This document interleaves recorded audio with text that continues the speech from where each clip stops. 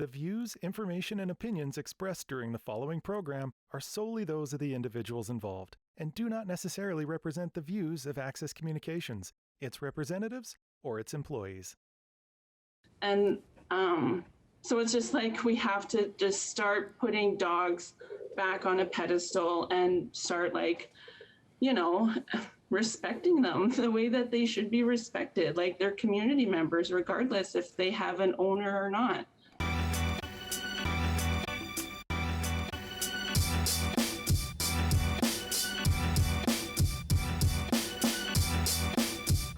Welcome to another episode of RezX, an Indigenous lifestyle show for everyone. Everyone.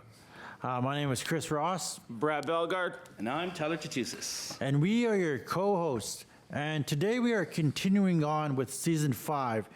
And as Jay-Z would like to say, thanks for being here tonight. You could have been anywhere in the world, but you're here with me. I appreciate that. Jigga. Jay-Z.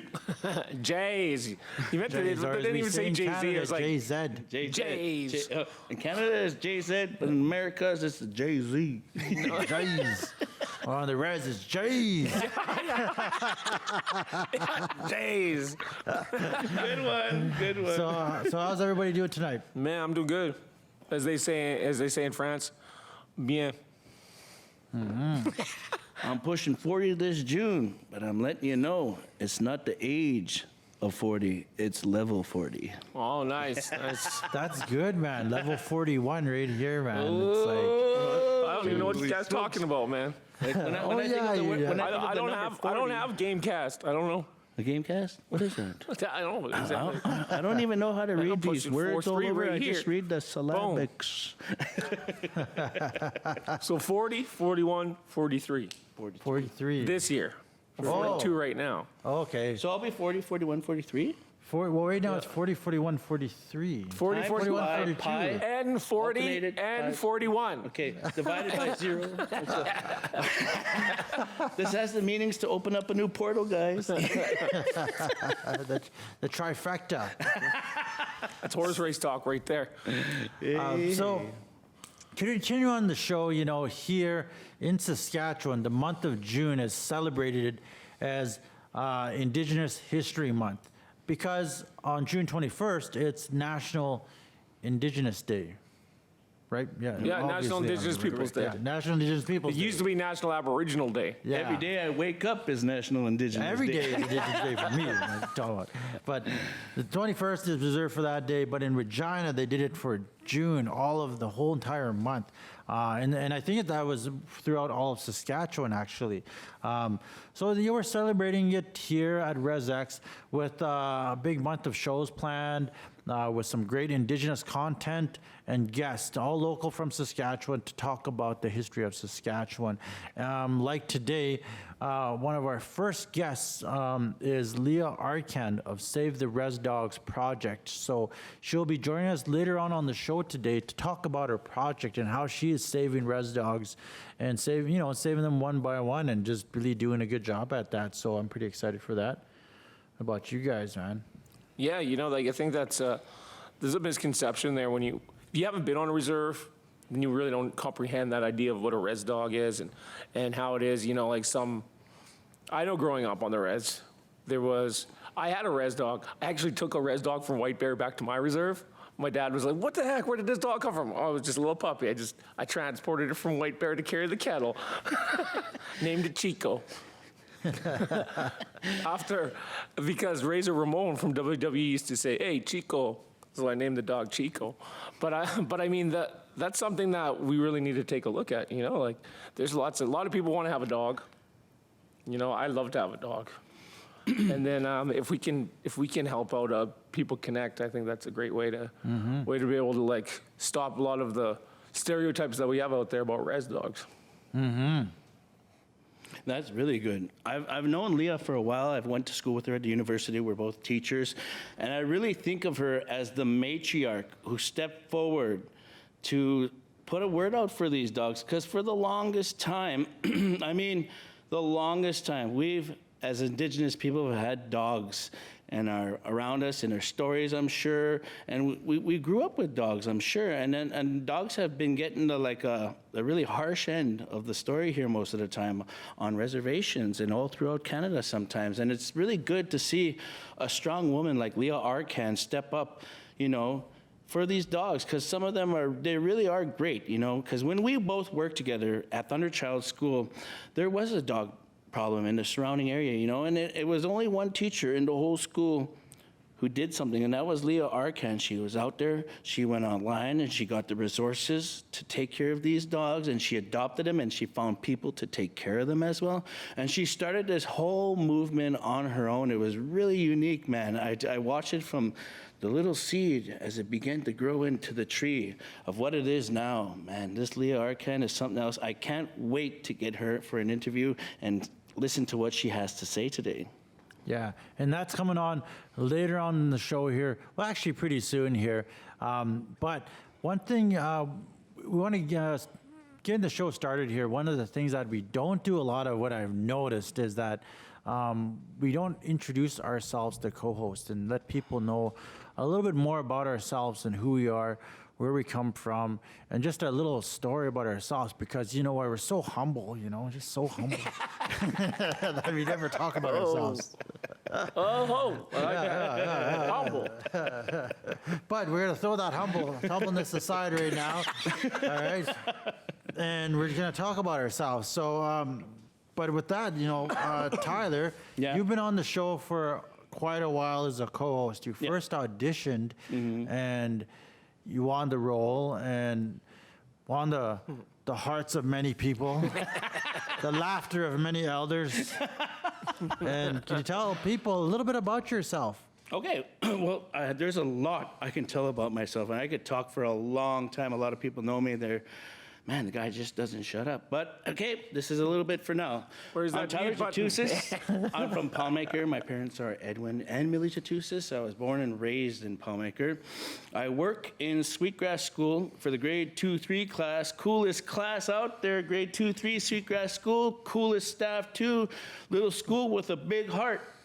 And I've taught there for almost 3 years now, or 2 years, I believe. But that teaching is what I do, some of the time. The other side of me is I guess you could say, I'm certified equine therapist, riding horse and trainer and instructor. So those are some things I do on the side that the people don't really know. I spend a lot of time on horses on the land, because that just mellows me out. It's more like therapy. Also, I'm married now, everybody. I'm sure my wife is watching. Hi, honey, there. You still look so beautiful. And then to my daughter, Dallin, she's probably visiting with her mother right now in Edmonton. I hope you're having a good day, and how's the weather over there? But there's a lot more I can share, but I don't want to take up too much time, because I want to hear you guys' stories too. Yeah, and then so, Brad, tell the people at home a little bit about yourself. Musically, also like journalistically. Journalistically. I'm looking at journalists, what the heck?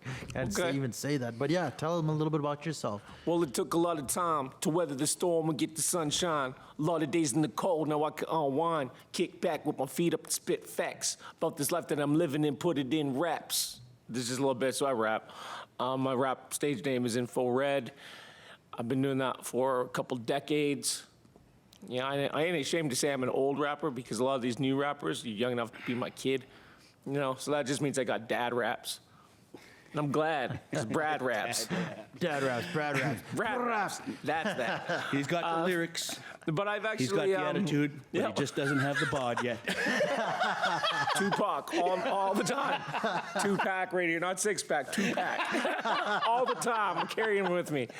So anyways, I actually, I went to university to become a journalist, because I was actually in Vancouver as a rapper, and I got interviewed by somebody that had the most ridiculous questions. Like, as a First Nations person, and did you ever think that you'd be here? Like, we don't go to BC or something like that. But, and I thought I could do a better job than this. So that's why I went to university. Yeah. Yes, me too. I also got a ring on, so that means taken. And shout out to my honey and our kid is sitting at home probably learning science and stuff. Like, can you help me with my homework?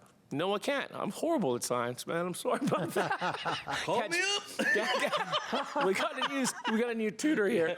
Zoom me up. And yeah, I think there's one thing that's really cool about having a show like this, an outlet like this. It's connecting our peoples with each other. I think you get a camera on somebody, a lot of the time they're really shy, nobody wants to talk. But that camera's off, that person could be the most liveliest person in the conversation, and I think that's one thing that we can showcase. So anybody has a voice, we have an outlet for you. Chris, Yeah. tell me about your history. Tell me about your first magazine you ever published. Bring it on down. My first magazine, I was actually just at Fort Capel yesterday visiting. Yeah? And That's the heart of Treaty 4, boy. yeah, that's where I started my magazine when my late dad, was a teacher at Lebret, the old residential school, but he put me in Bert Fox. So shout out to Bert Fox Lakers. Yeah, shout out to Ryan Shorty. Ryan Shorty in the house, sponsored by Shorty. Yeah, but I started a magazine called Gen X. It was just a little newsletter that I put out in the community, and just being in Fort Capel brought back memories of me delivering these little newspapers to every community, every store. And I made friends with the owners, and they would it all started with one day somebody gave me $20 and said here, put my business card in there. And I didn't understand why. It's yeah, just put it in there, advertising. And I was like, wow. Man, I'm going down to Then I went A&W. to every single place, and most places gave me $20 to throw their business card. And that became my part-time job during school. I got all my friends It was to the help hustle. me with that. Yeah, it was the hustle, man. hustle, it was man. fun. And we did that every month. And then eventually, when I finished high school a couple years later, I turned it into a full-fledged business, which was Gen X Magazine. And it just grew from there. And then put it away. Long story short, RezX came in 2004, and then it kind of grew. And, long story short, it evolved into what this is now, which is, Brad's got some RezX stuff here. And big shout out to Chief Cadmus and our first co-host there, that's right, which eh? was Aaron Goodpipe and Cadmus DeLorme, who both went on to do some great things. Aaron is an actor. She's been on TV shows, and Cadmus is his chief. So who knows where we're going to be, guys? Right? Exactly. Chief, Chris, I got actor, you. Something popped into my head when I was listening to your story. He's the original entrepreneur, folks. yeah, no kidding, man. That's what it is. It's crazy, man. Yeah, man. But you know what? Big Since ups on I'm your going success. to use the airtime here to land a job, man, because I'm no longer being an entrepreneur. I graduated from South Polytech. I convocate on June 24th. Oh, congratulations, sir. Right on. You get to take the test. Now is it virtual? Yeah, it's virtual. So what are you gonna you just throw on a t-shirt and leave your I'm track going to shorts throw on? on a robe and just sit in You'll front just of the take computer. your hat off and throw it right at the camera. Just look like I'm out. you gotta do it like Ghostface Killing, man. Just wear a kick-ass robe with some slides on, big cigar. Oh, I'm I'd like to thank myself. When I convocated, That's it it. felt like I was hanging around with a bunch of wizards with robes on. I kept expecting somebody to pull out a wand. No, that's cool, man. But that's a good little story. yeah. That Fort Capel has a lot of history. Yeah. For those of you out there that don't know, we're talking about National Indigenous History Month and just how our connection with being Indigenous is. Fort Capel is the heart of Treaty 4. That's where it was signed. Nobody could take that away. That's where the original X. Yeah, because they signed treaty with X. They signed a treaty with an X. And that's and we're one on of the reasons RezX. why right? RezX has an X. Thank you. Real fast story. My dad actually told me you should name the X, make it stand for the treaties, because that's how our people signed it, because they didn't know how to sign in English, right, or sign their name right. So that's what the X represents in RezX. For people that don't know, real fast, shout out to my kids. Criso in India. I'm a father of 2 young boys, and they keep me pretty busy. To my fiance, Tashina, and that's a little story about me. And there's nothing I would want more, just providing for them, finding a career. Because you know what? As an entrepreneur all my life, I've never really had an established 9 to 5. I've always just been an entrepreneur doing my own thing, but I would want like to work for somebody else out there, you know? So yeah, if you're looking, look me up. Okay, with that. That's why he's like that. Hook me up. He's like that one uncle you have, you know. It's like, I need to fix this door. Oh, I got it. My uncle can fix everything. He's like the original MacGyver right here. Yeah. So, but with that, we're going to continue on. It's and as we said, it's National Indigenous History Month here. So we have a lot of guests coming up here, and so we're going to get to our first guest right now. Good day, Leah. How are you feeling today? Good. Awesome. It's good to see you. I see you're rocking those earrings. I really like that. And your new shirt you're wearing, is that new merchandise you got? Yes, I got it 2 days ago, part of the Love Rez Dogs campaign. So I got the website on the sleeve and the new logo on the shirt, and I got like a few different colors, so very exciting. Well, I'm going to go on your website and totally check it out today. So why don't you tell us a little bit about Save the Rez Dogs, Leah? For sure. Well, I really started the whole, my involvement with dogs more in the school year of 2016, 2017, when I was teaching in Thunderchild First Nation, and I was leading a land-based program called Meal Pamatswin, and I was the teacher for the girls. And that was the same year I had adopted my first puppy and was just like started really paying attention and feeding the dogs that came to the school. So those are like that's where it really started for me. And the reason is just to role model positive, relationships with animals and, teaching my students responsible pet ownership, because my dog was so little and I would bring her to the school, and I would just be teaching my students how to take care of a pet, because it is a big responsibility that, we just sort of brush to the side or not take seriously. And so I just wanted to start, role modeling all that positive behavior, and then teaching my students about respect for all living things, and really trying to lead by example. So that's where it started from. And just because I'm a teacher, my base was advocacy and education. And I had built a reputation over time of being that dog person on the res, because I was always willing to help out, feeding dogs, fostering dogs, fundraising for dogs to get spay neuters type of thing, just when I wasn't teaching.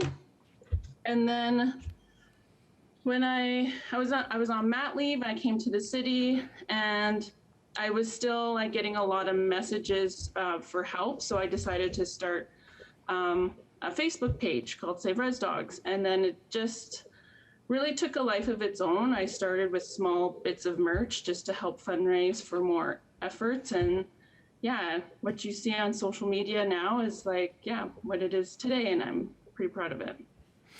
That is so awesome. Can you tell us what are some of the challenges that you have to overcome with something that's a challenging thing to do for somebody to advocate for the Rez Dogs on reservations and off reservations? What are some of the challenges that you had to overcome?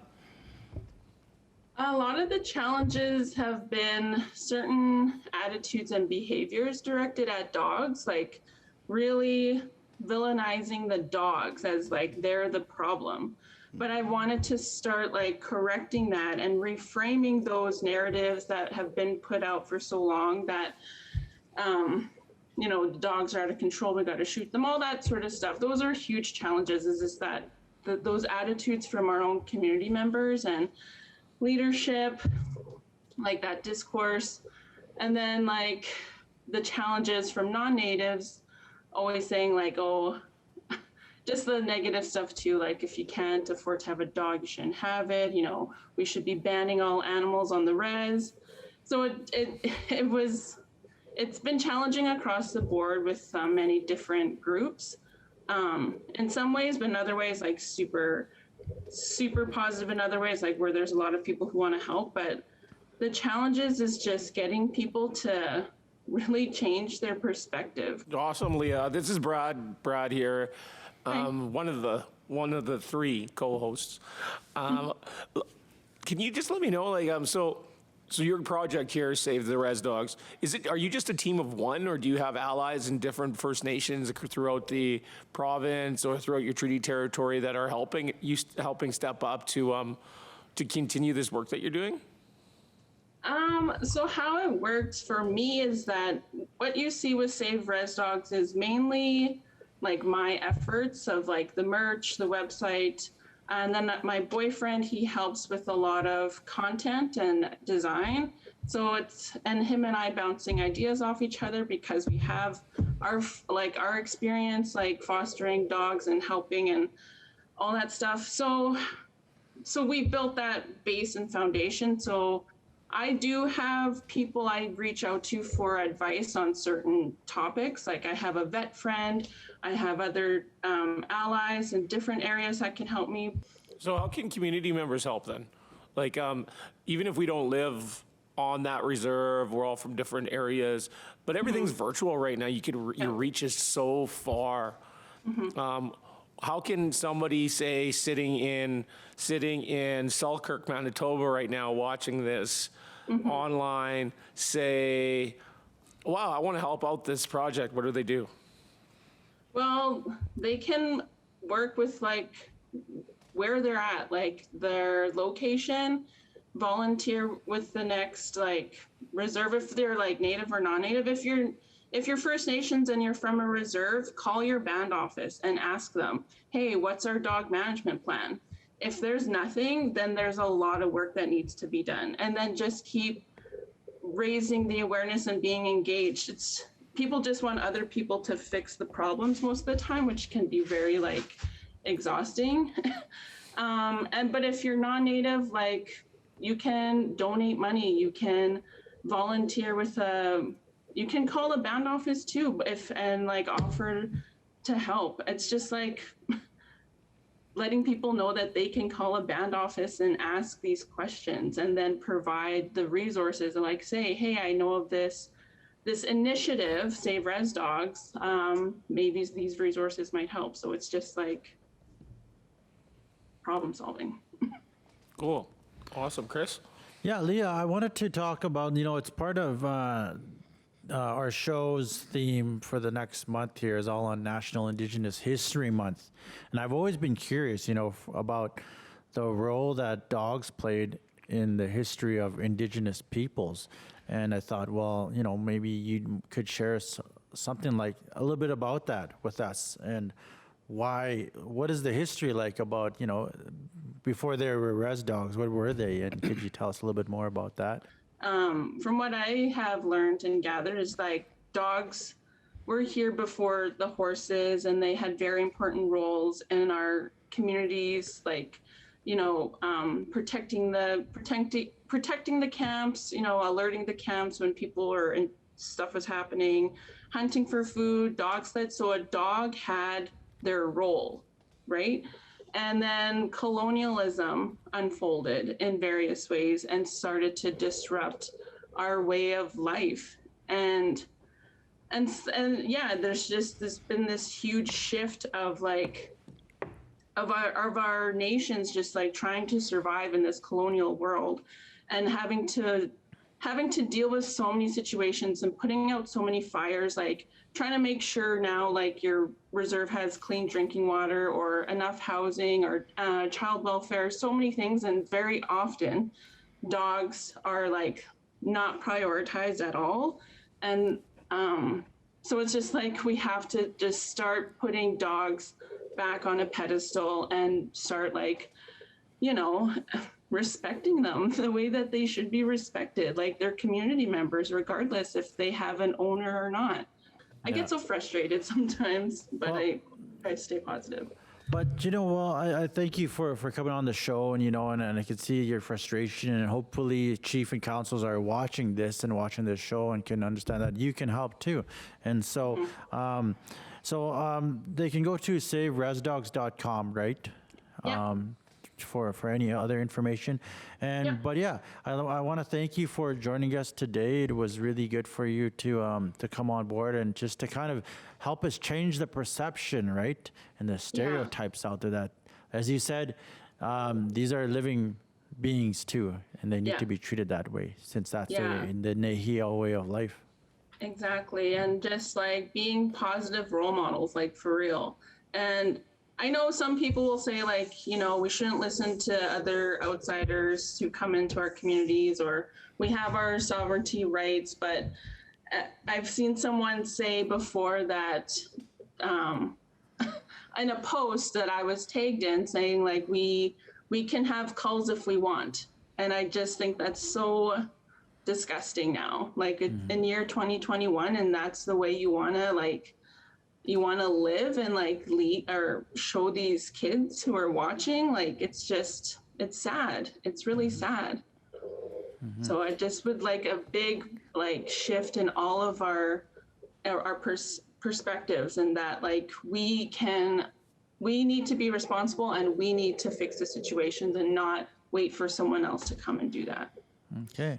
Well, thank you very much for joining us. That's Leah Arcand with Save the Rez Dogs, saverezdogs.com. They can find some information. And thank you for joining us. Yeah, thank you. Okay, thank you.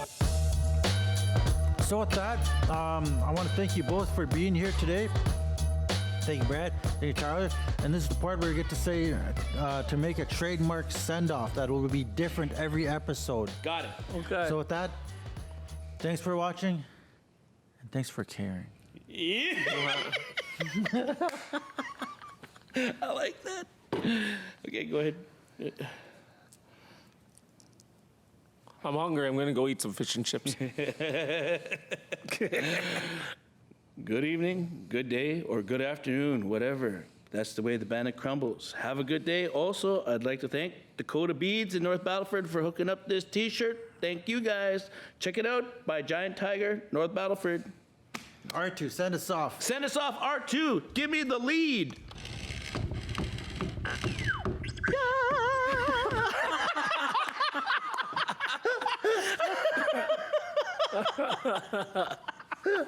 Oh my God, I just sound sliced, but you know what? We should say though, It's a good thing we have rat root.